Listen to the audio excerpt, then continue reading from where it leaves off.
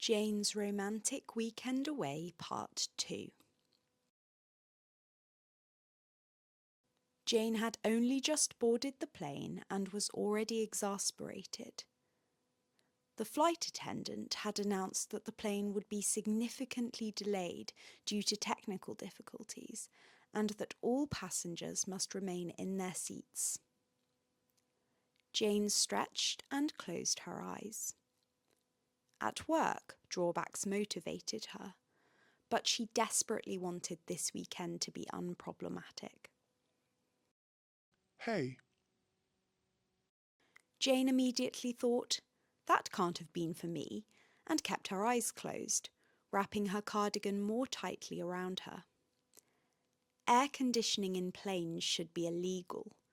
Not only is it freezing, but it harbours all sorts of nasty bacteria. Hey. There it was again. Maybe it was for her. She ought to open her eyes and check. Sorry, I'm in the seat next to you. May I get past? Standing in front of her was a very tall man. The gaggle of girls chattering excitedly and fluttering their eyelashes at him suggested that Jane should be jumping for joy, but she was struggling to find it in her to stand, let alone jump. However, it wasn't the man's fault that she was grumpy, so she flashed him a reluctant smile and stood up so that he could squeeze past. The man smiled and sat down next to the window. Jane was envious, because even though she was afraid of flying, she enjoyed looking out of the window. It reassured her that she was still safely in the sky and not plummeting into the sea. The man was unpacking a small rucksack, piling everything onto his lap. Headphones, deodorant, water, ooh, good book.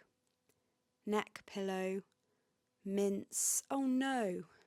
Jane had forgotten sweets, and she hated it when the plane took off and made her ears pop. Could she ask him for a mint? To hell with it. She didn't want blocked ears for the entire flight. Excuse me, may I borrow a mint when we take off, please? No, of course not. How rude. She'd asked politely. You can't borrow one because I definitely don't want it back. He laughed. But you can have one. I'm Mark. Jane found herself smiling properly. Jane, thanks, she said.